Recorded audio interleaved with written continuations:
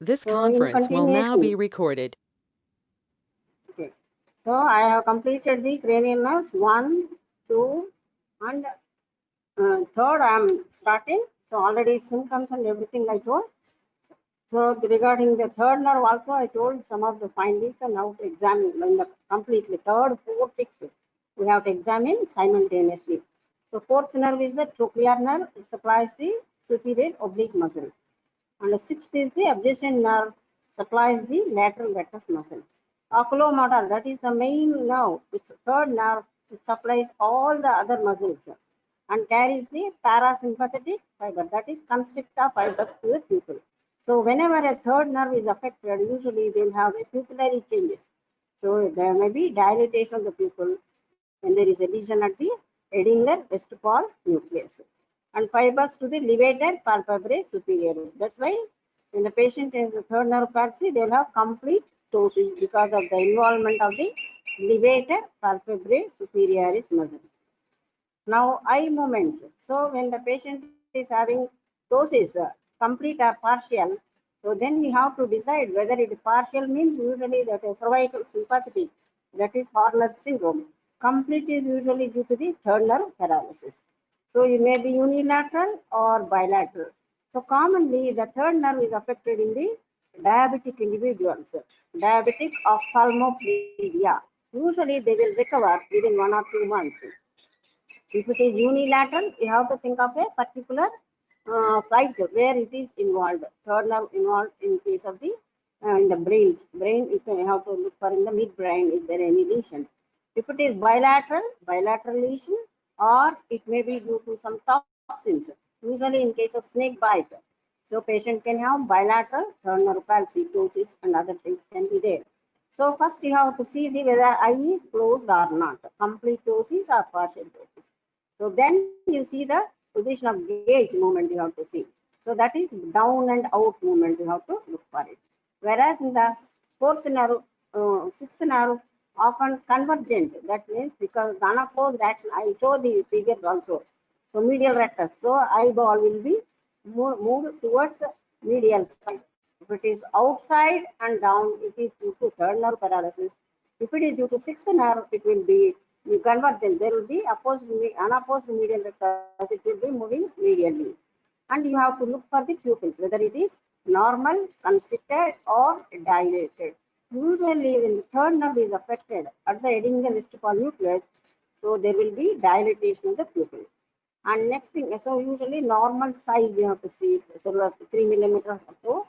But it is more than that means it is dilated. So common causes for constricted pupils, one side, both sides means you have to think of some toxins like that. You have to think of it, and then even OP poisoning. So that is a constriction you can see. Whereas dilatation of the pupils can occur, atropine toxicity, datura poisoning like that. If it is only unilateral pupillary disturbance, you have to see whether it is due to local cause or is it due to a CNS cause. You have to think of it. Then accommodation. So how to look for accommodation, I'll tell you. So accommodation is also we have to examine. So first is a ptosis present or not. What is the gauge eye is placed, and then you have to look for the pupils. So don't see the pupils in the second nerve examination. So it is in the third, fourth, sixth cranial nerves. Under this only you have to write the pupils. Whether it is normal, restricted, normal, constricted, or dilated, you have to mention it. Then accommodation, I'll tell you how to examine. So this is complete ptosis. So there is a complete ptosis that is indicative of a third nerve paralysis.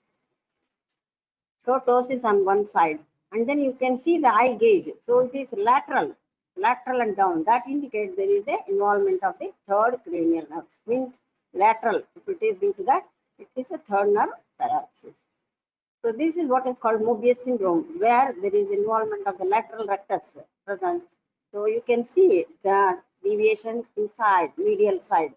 So this is typical of sixth nerve. If it is a third nerve, it is lateral and downward placed eye gauge. So then eye movements. How to test for the eye movements? That is following of the object. So you keep your finger and then nearer, so 1 meter distance, you keep your hand and the finger, and then you move laterally and then above, below, medial, like that. He has to follow. So he has to close one eye and then he has to follow the movements of the fingers. So is there any movements? So almost all the movements you can test the third nerve or fourth nerve or sixth nerve. Following of the moving object you can test by this. And the next important thing you have to ask is the diplopia, whether the patient has got diplopia. So you ask the patient to close one eye and show one finger or two. He may say it is double vision. So you have to see that one, diplopia present or not. So ptosis and then squint, lateral and then downward place. Pupil, what about pupil? Accommodation is lost, and then patient having a diplopia and following movements are not possible in this case because of the involvement of all extraocular muscles except the sixth nerve and the fourth nerve paralysis. And ask for the horizontal and oblique, whether the patient is able to appreciate the separation of the movement. So usually unilateral or a binocular, you have to examine it. So this is the way inferior oblique action, superior rectus. Above inferior rectus, you have to look downwards, and superior oblique means it is a down and down, even out to downwards, downward medial. And then whereas the inferior oblique upward and the lateral. So that is the inferior oblique. Medial rectus means medial, lateral rectus means lateral. So whichever is paralyzed on that side, the movement will be restricted. So this is the way in which you have to look for the ocular movements. And then light reflex. You have to throw the light one side and then see whether the pupil is constricting or not. And then afterwards, whether it is coming to normal or not. Consensual reflex, that means you throw light in one eye and you see the response in the opposite eye. So that also it should constrict. That is what is called a consensual direct reflex and consensual reflex. Direct reflex means because of the involvement of the third cranial nerve. So patient will have loss of vision is there. So if he cannot identify or means he appreciate the light, that means he is almost blind, you can tell. Accommodation. So how to test for the accommodation is, so for the near vision only you need accommodation, not for the distance. So you ask the patient at a distance, and suddenly you get an object in front of his eyes, that is about the nose. And so there will be convergence of the both eyeballs, and then you can see the constriction of the pupil. So that is what is called as a accommodation reflex. So light reflex, accommodation reflex. Well, it is important. So usually what is called Orgel-Robertson pupil, AR pupil. In that, in case of syphilis, so you will get where A is retained, accommodation is retained, Orgel you can make, and light reflex is lost. So these are the two findings you can get in case of Orgel-Robertson pupil. So this is how you have to examine for the movements of the eyes. You can following of the finger movements. That is the way you have to examine. Accommodation already I have told you. So you get an object near, ask the patient to look at a distance, and suddenly you get the object near the nose, and then you observe whether there is a convergence of the eyes and then pupillary constriction is there or not. You can make out. So pupillary reflex or light reflex, I told you, apparent is a second and efferent is a third nerve. And the pupillary size, is it dilated or constricted or irregular pupil? So these are all the things. Constricted pupil, I told you, OP poisoning you can get. And then atropine toxicity, there is dilated pupil. And also when there is a third nerve palsy, you can get a dilated pupil.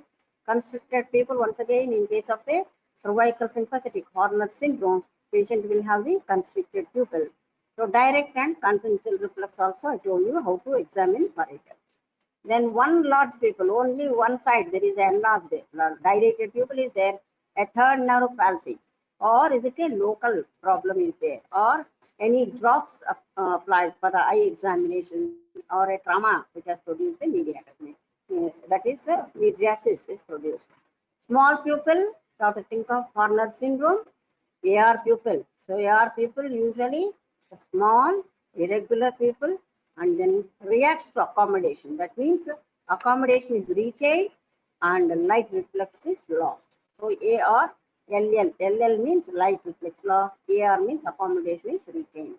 So bilateral small pupils, when the pupillary size is small, so you have to think of opiates or in case of organophosphorus poisoning.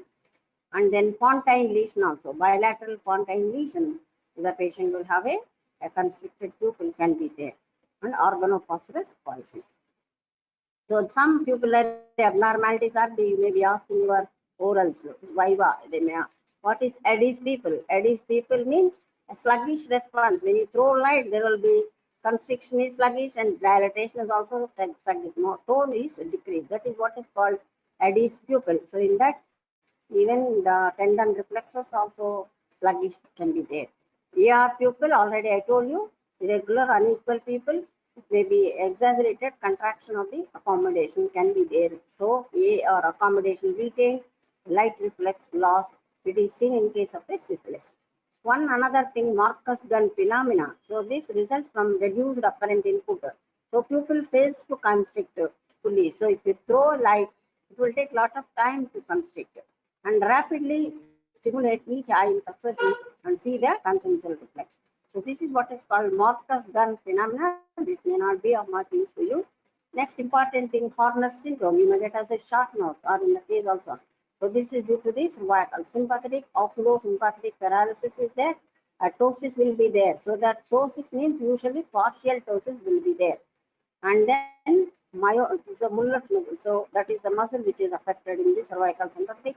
Meiosis you can get, and unilateral anhydrosis. So in the above the eye, that means in the frontal region on one side. So you may find loss of hydration. That is anhydrous. Sweating will be absent on that side. Meiosis will be there, and partial ptosis will be there. And especially you have to look for the neck to see whether in the supraclavicular fossa usually a time-course tumor. So that is the cause that presses the cervical sympathy and causes the Horner syndrome. This is the commonest cause. Otherwise, it may be in the brainstem lesion also, medulla. The patient can have this sort of Horner syndrome. And then cervical sympathetic reflex, that is a pinching of the neck of skin. So you can find the constriction you can made out. So in Horner syndrome, there will be unilateral commonly or bilateral can be there. So depending upon the involvement, usually unilateral is common, where there is a partial ptosis will be there, meiosis will be there, and anhydrosis on that side you can get, and you can get a supra, sometimes if it is due to the pancreas tumor, malignancy, so you may find a mass in the supraclavicular fossa, you can get it, and cervical sympathetic reflex, the pinching of the skin of the neck to do it, so there may be absence or there may be constriction. So next we'll go to third, fourth, sixth I have completed. Next is the fifth nerve. Fifth nerve we have to examine both motor and sensory part. So sensory has got, so three divisions are there, ophthalmic, maxillary and mandibular division. So trigeminal supplies entire one half of the face. So you can test with a light touch, a cotton wool or a pin prick with a blunt needle. You can use it, and then a pin prick with a pain you can test it. So now all the three divisions. I'll show that the demarcation of the each division you can demarcate. And reflex important is a corneal reflex, conjunctival and corneal reflex. That is afferent is fifth and efferent is the seventh cranial nerve. So you have to test the sensory and then reflex, that is a corneal and conjunctival reflex. You have to test it, and sensations in the ophthalmic, maxillary and mandibular. So this is the division of the trigeminal nerve representation. So where you can see the ophthalmic division, there is a demarcation is there, and then this is a maxillary division, and this is a mandibular division. So you have to test in these areas for the touch, pain and temperature. So one important thing you have to remember in trigeminal neuralgia, where patient will have loss of sensation, numbness can be there, and at the same time the patient complains of severe excruciating pain also will be there, and also there will be loss of reflex, corneal and conjunctival reflex will be there. So the bilaterally palpate the temporal and masseter muscles. So clenching, this is for the motor function, that is a clenching of the teeth. Don't tell clenching of teeth in the seventh cranial nerve. So the clenching of teeth is the function of temporal muscle and masseter muscle, which is supplied by the trigeminal nerve. So you ask the patient to clench the teeth, and then you palpate the muscle. So if it is a stiff, it becomes stiff. That means the motor normal. That is normal. If it is not there, that means Clenching of feet not possible means it is a trigeminal motor component is more. Sensations, you have to test out the patient to close his eyes and touch with the over the cheek and forehead, cheek and then jaw on both sides, and then test for cotton wool. And then later you can test for the corneal and conjunctival reflex. In this, corneal reflex is more sensitive than the conjunctival reflex. So for this, you ask the patient to lie down and look upwards, and you should not get the cotton wisp of the cotton wool in front of his field of vision. So from the side, you have to touch the cornea and the conjunctiva, and then see blinking. So that is the reflex we will examine. And lastly, the jaw movements. So you ask the patient to move the jaw this side and that side, and also jaw jerk you have to elicit. So when the trigeminal or motor component is affected, jaw jerk reflex will be lost. That means you keep your finger over the jaw and then strike it with a hand or the hammer, and then the closure of the mouth can occur normally. If it is not there, that means the jaw jerk is positive. So usually increased in case of a dementia and other things, absent in case of the fifth nerve motor involvement. Now coming to the facial nerve, this is the most important one where you have to where it fibers starting from the motor area and then where it goes, and then finally the nucleus situated in the pons, and then afterwards it goes through the various canal, facial canal, and then finally along with the sixth nerve, eighth nerve. So finally it enters through the stylomastoid foramen and it enters into the parotid gland by 5 divisions. Pes and Sorina you call it. So that is the course in brief about the facial nerve. So it supplies all the muscles of the face, expression, facial expression. So this facial nerve is important. So whenever a facial nerve is involved, so you have to think of, is it a upper motor or lower motor? So upper motor means usually the upper part is paid, then only the lower half is affected because of the bilateral cortical representation. But if it is a lower motor, that means from the nucleus of the seventh cranial nerve in the motor, in the pons, so a nucleus and below that, the patient will develop the lower motor neuron type of facial nerve paralysis, where entire half of the face is affected. So that you should remember, upper motor, upper part is paid, whereas in lower motor, entire half of the face is affected. So this is the important thing you have to remember it, because the causes are different and side. So what are the tests you have to do for the facial nerve? So ask the patient to close both eyes, keep them closed tightly, and try to open against resistance. Normally, in case of facial nerve, if it is a lower motor neuron type of lesion, so what will happen? The patient is unable to close. So the patient will have lag of thermus. Unability to close that means you can see the partially the cornea and conjunctiva. So that is what is called as lag of thermus. And if you try to open against resistance, so when there is a paralysis of the seventh cranial nerve, you can easily open it. So that is one, that is the involvement of the eye. Next is the ask the patient to raise the eyebrows. That means it is for the frontal belly of occipitofrontalis muscle. By that you can say so whether the wrinkling is present over the forehead present. So first you have to look for the wrinkling present or not by ask the patient to raise the eyebrows. Then you see patient, you ask the patient to close the eye and then open against resistance. And patient is not able to close the eye, that is partial closure is there. That means it is a lag of thermus. And then next thing is the asymmetry of the face can be there. And nasolabial fold, that means by the side of the nose you can see the nasolabial fold. On the paralyzed side you can see there is a obliteration, that means you can't see the groove appearance. So obliteration of the nasolabial fold. Then next is the sweet and loss will go, and then ask the so you can see there will be deviation of the angle of mouth to opposite side.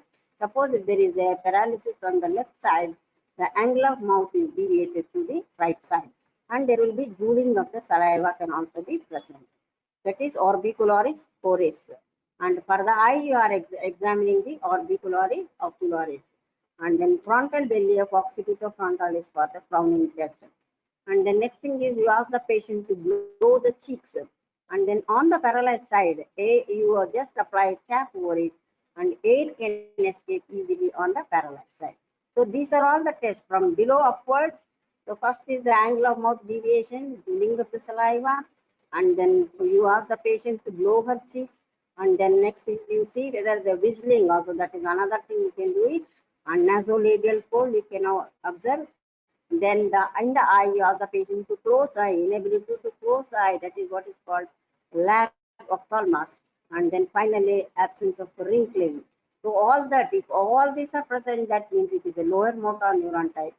Only the lower half is affected, that is the upper motor neuron type of facial palsy. And then taste sensation. So this is done. So by asking the patient to protrude, so you can see in the slide. So you ask the patient to protrude the tongue, you dry it. So you capture with a some gauze piece, and then you have to prepare the fluid. You have to, not the salt. You should not put the substance directly. You have to prepare the fluid, and then with a dropper you can apply over the anterior two-thirds. So it supplies the taste sensation over anterior two-thirds of the tongue. So first, so the substances should be used are sweet. In that order only you have to use sweet, salt, sour, and bitter. Suppose if you apply bitter in the first instance itself, so they may not be able to appreciate the other sensations. That's why sweet, salt, sour, and bitter. So in this you have to prepare the liquids and then you can apply over it, and then so they should not put the tongue back into the oral cavity. So you have to put over the paper, you have to write 1, 2, 3, 4. 1 for sweet, then 2 is for salt, 3 is for sour, and 4 bitter, like that. So whichever sensation they are feeling, they put a mark, tick mark. So like that you have to test it. You have to test for the primary taste sensations. So usually primary sensations are lost whenever there is a involvement at the temporal bone in that. So the lingual nerves, not lingual. So the nerve supplies these chorda tympani branch. So they may have loss of taste sensation. Ramsay-Hunt syndrome. In that you can find the loss of taste sensation. So you can see the deviation of the angle of the mouth to one side, and that is the third picture showing the lag of ophthalmos, where the partially eye is closed, and you can see the conjunctiva and cornea are also visible. So that is the lag of ophthalmos, and you can see the deviation of the angle of mouth also you can make out. And then glowing of the cheeks, so that you can test it, and then simply you apply pressure with your hands. Then on the paralyzed side, air easily escapes. Next, the eighth cranial nerve. So eighth cranial nerve, that is the vestibulocochlear nerve. So this usually examination, so you have to test both for the acuity of hearing, and then next thing is the that is for the cochlear function, and then conduction defects are there or not. Is it a conductive deafness or a sensorineural deafness? That you can test Begos and then release test. Acuity of hearing, you can take one watch and then clicking sound, whether the patient is able to hear that sound. On both sides you have to examine. And then for the this bone conduction, so air conduction and bone conduction. So usually in case of conductive type of deafness, that means in the middle ear disease, the bone conduction is better than the air conduction. In sensorineural type of deafness, air conduction is better than the bone conduction. That is Begos test, I'll tell you. So Rennie's test and Begos test. So Rennie's test, first you strike it and keep at the outside of the ear, and then whether the patient is able to first over the mastoid process to keep it, whether the patient is able to appreciate this ringing sensation, not hearing. And then once the stop, the vibrations are stopped, then you keep near the ear.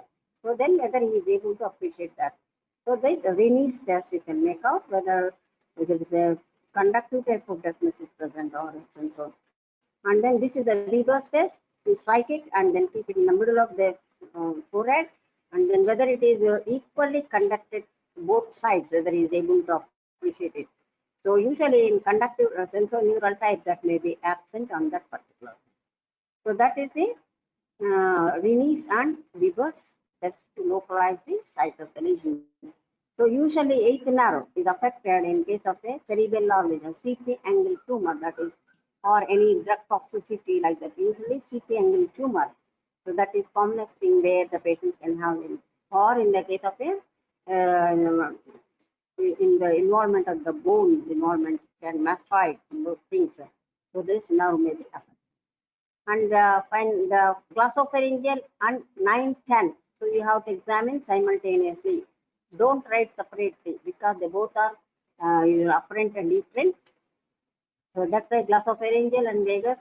So this easily from the history itself you can make out. So whether the patient has got a nasal quality of speech is present and inability to swallow the fluids.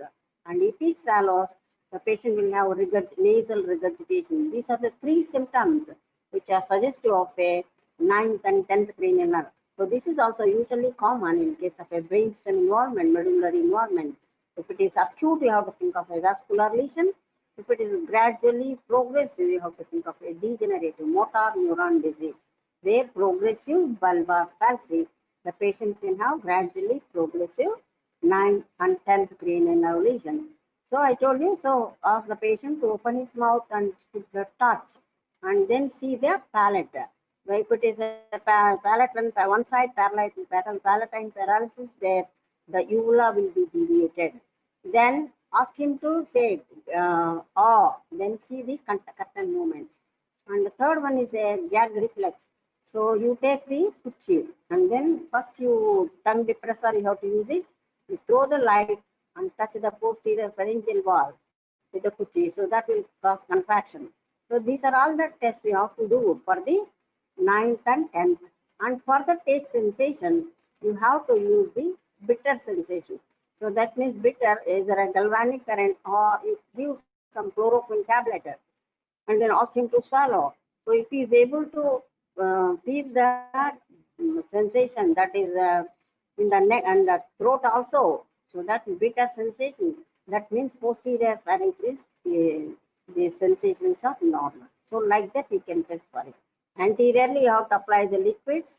So and then posteriorly if he swallows, if he feels the same bitter sensation, that means posterior 1/3 supplied by the glossopharyngeal, so the patient will be able to make out. And then pseudobulbar palsy, that means it is a bilateral upper motor neuron type of lesion on both sides. So then the patient can have involvement of the 9th and 10th cranial nerves can be there. So in that, the tongue will be small and stiff. Whereas if it is due to the lower motor neuron type, you can make out there will be wasting of that muscle, and then you can see the patient will have fasciculations, that is worm-like movements below the mucosa. You can make out a pseudobulbar palsy or a progressive bulbar palsy. So both are signs of a motor neuron disease. So that can be made out in this. So glossopharyngeal vagus, I told you. So you see the tongue blade and then see the palate and then say ask the patient to tell and then see the curtain movement. Then afterwards you touch the posterior pharyngeal wall and see the gag reflex. You can make out it. So this is the uvula in the midline. If it is deviated to one side, you have to think of unilateral paralysis. Now the 11th cranial nerve, that is the spinal accessory. So spinal accessory, you have to test for the sternocleidomastoid and the trapezius. So for the trapezius, what he is doing, so you have to keep both your hands over the both shoulders, and then against resistance, patient has to shrug the shoulder. So that is the thing. So when the patient is not able to do it, that means there is a paralysis of the spinal accessory. So these are all in the brainstem, lower medullary. This can be affected. So another thing, sternocleidomastoid. Usually, if it is one side, the patient will have torticollis. That is wry neck on one side. The neck will be shifted. So that is what wry neck. So I told you. And then for the sternocleidomastoid, you have to test. You keep your hand one side, and then the patient has to push your hand. Then you can see the contrast, whether the patient is able to push your hand or not. On the other side, you can demonstrate. So that is for the sternocleidomastoid against resistance. So torticollis. So this is a torticollis on the right side. You are able to see. So there is a spinal accessory is involved, torticollis, right neck, otherwise called the right neck. And the lost cranial nerve, that is a hypoglossal nerve. So this is the patient will not be able to, so there will be some amount of dysarthria, lingual, la, he is not able to pronounce properly, hypoglossal nerve. And then movements of the tongue. So you ask the patient to move the tongue upwards, downwards, and laterally.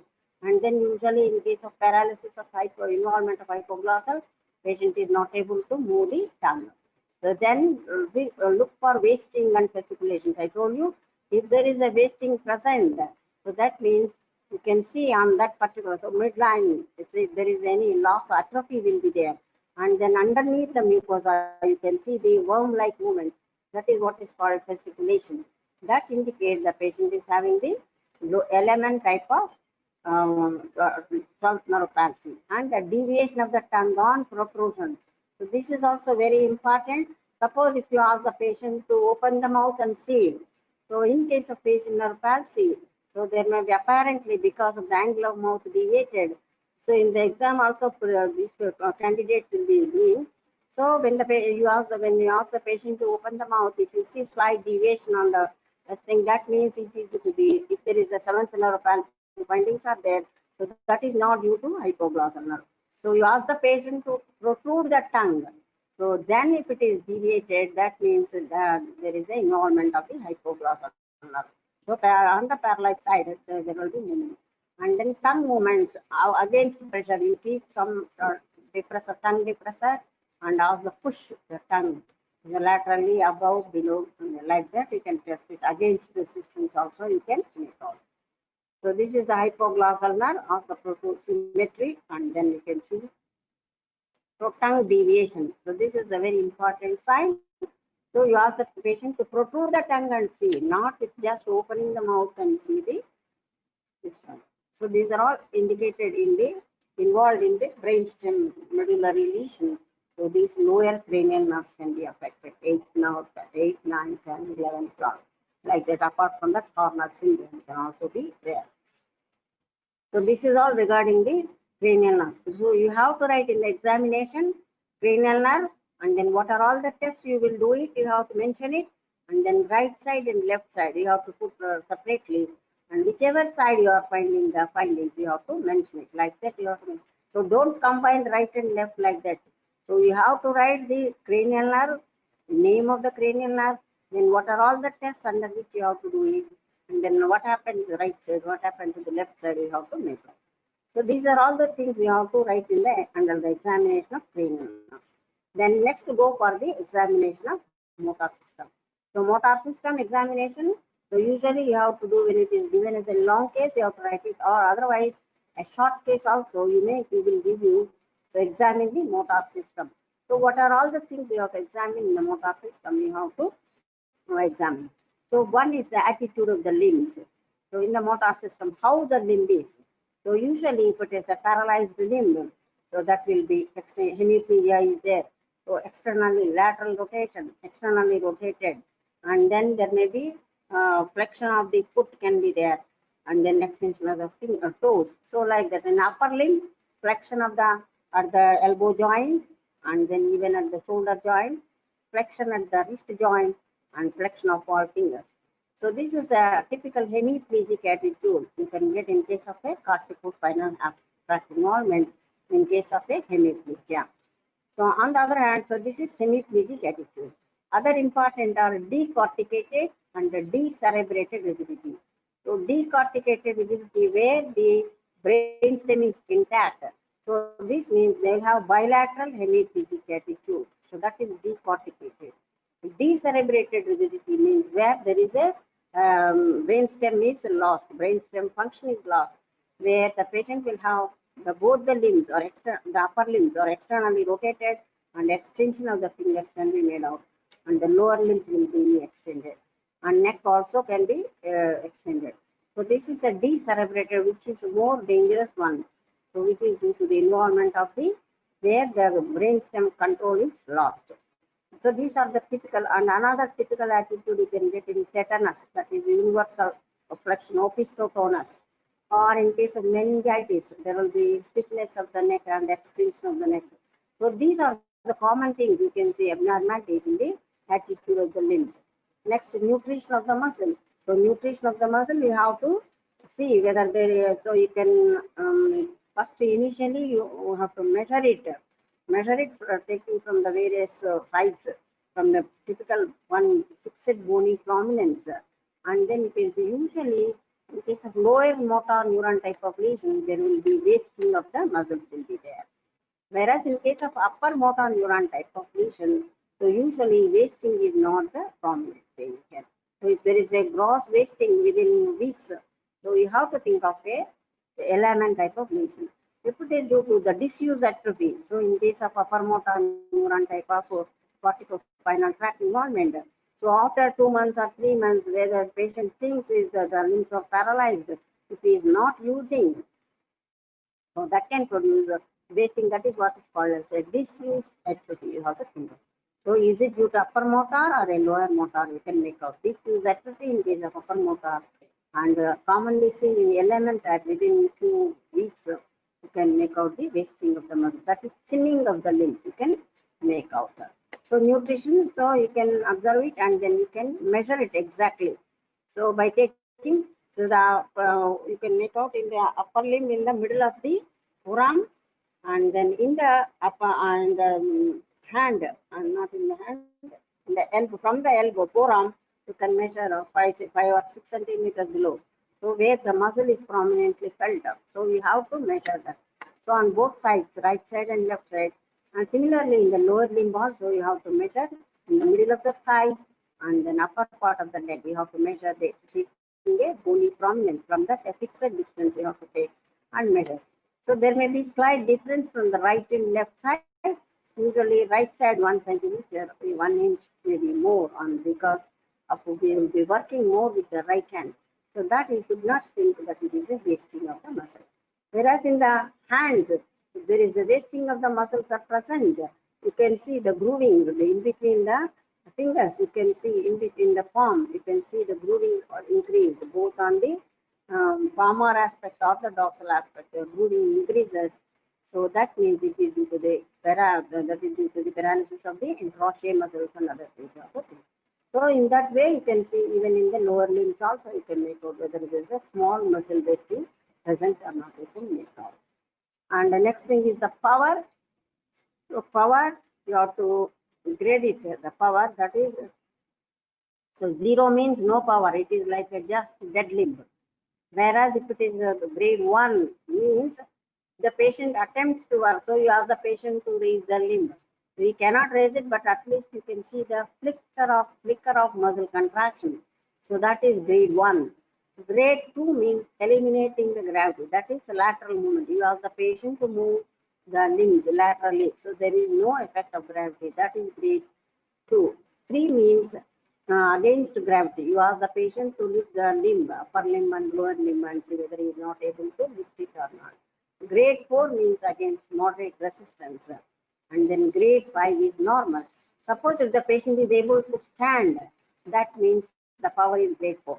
So you can tell blindly the power is grade 4. Next is the tone. So power also usually individual muscles are affected in the element type of lesion, where upper motor neuron type of lesion and group of muscles if they are affected entire. So you have to think of the individual in case of element type, and in general you have to think of a pyramidal tract lesion. You have to think of. Next thing is the tone. Tone means a sustained contraction present in a healthy muscle. That is what is called as a normal tone. It depends upon the cerebellum, pyramidal tract, and extrapyramidal. All these will control the tone of the muscle. So the tone of the muscle, you can either a hypotonia or hypertonia. So when the patient has got hypotonia, what you have to see is you palpate the muscle. Usually in hypotonia, the muscles will be soft and flaccid. Whereas if it is a hypertonia, the muscles, if you feel, they will be firm. So that means it is a hypertonia or a hypotonia. And one important thing, when there is a hypotonia, you have to think of a lower motor neuron type of lesion, or in case of a cerebellar lesion, there will be hypotonia. So the tone is controlled by these. Whenever that is lost, the patient will have hypotonia. So cerebellar influence and then element type of lesion. And also in case of upper motor neuron type of lesion. So say whenever a patient comes with a pyramidal fracture with a hemiplegia and the tone is hypotonia, so that indicates the patient is having a neuronal shock. So the neuronal shock where there will be flaccid limbs will be there even though it is a upper motor neuron type of lesion. So that is another thing you have to remember, tone hyper. And if the tone is due to extrapyramidal system, so in the pyramidal fractures, we say in case of hemiplegia, usually a flexor tone, anti-gravity muscles, flexor tone in the upper limb, extensor tone in the lower limb will be increased. So that's why the attitude in the hemiplegia of upper motor neuron type, that is an internal capsular lesion, you will get the upper limb inflection and extension in the lower limb. So that is anti-gravity muscles, if they are affected, so that can produce the hypertonia in a particular group, flexors and then extensors in the lower limb.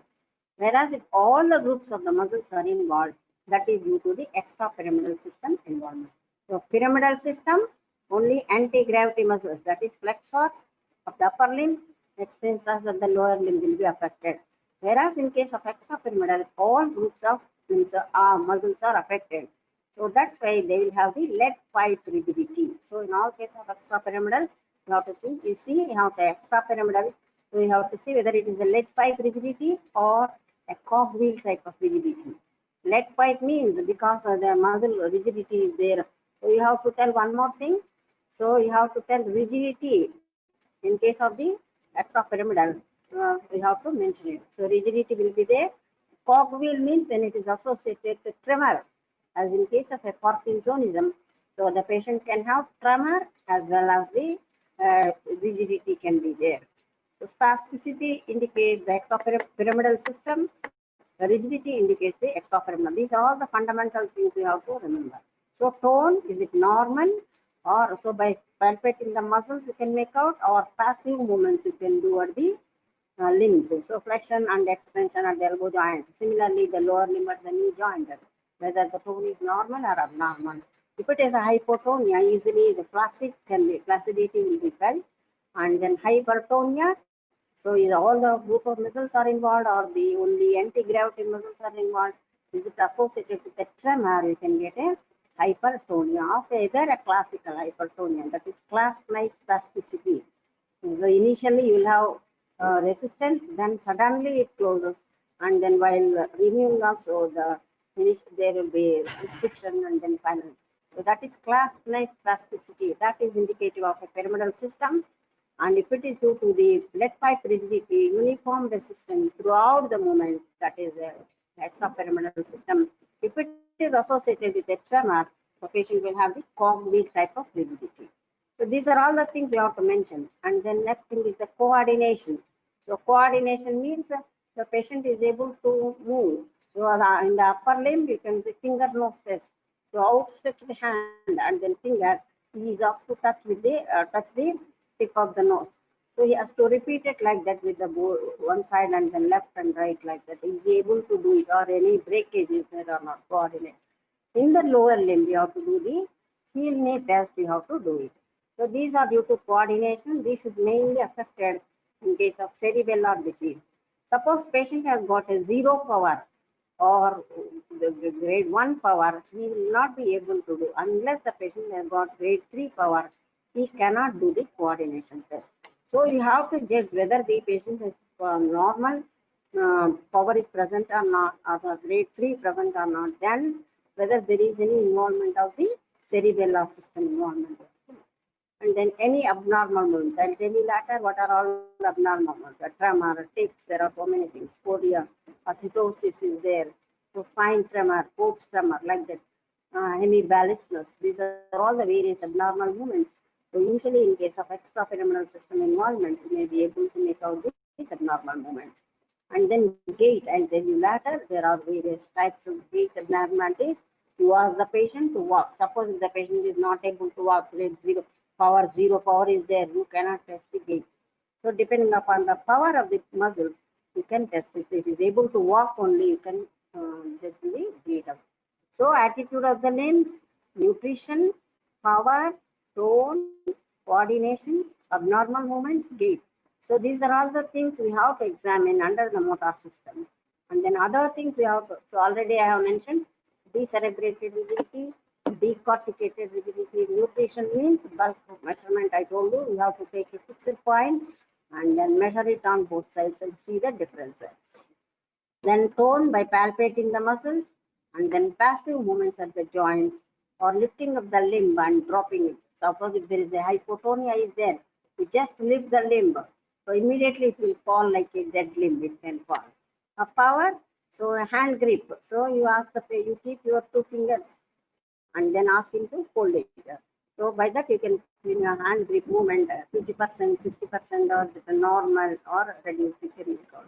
Grading I already mentioned 1 to 5 grade grading. You have to tell in the examination they will ask you what is grade 1. You grade the power. Then coordination upper and lower limbs already I have mentioned how to examine for it, and involuntary movements.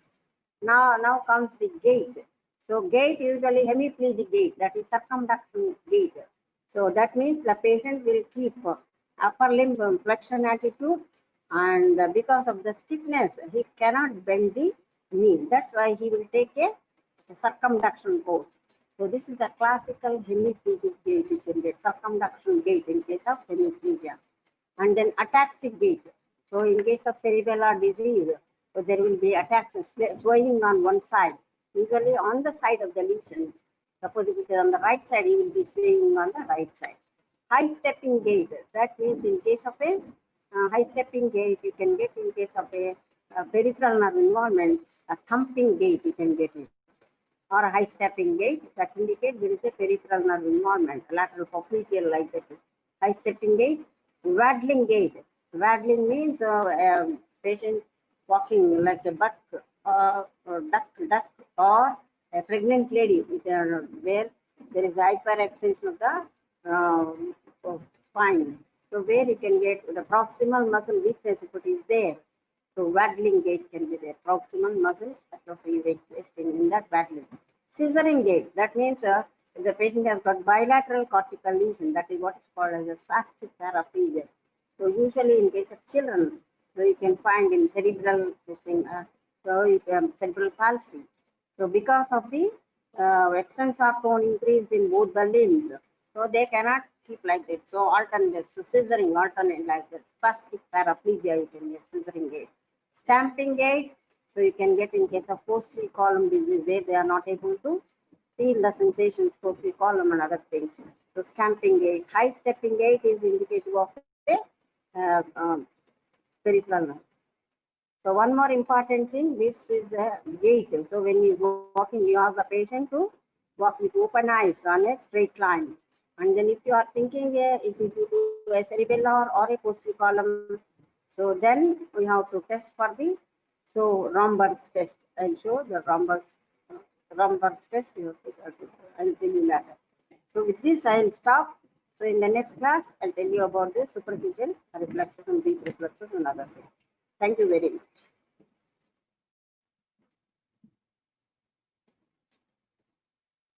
The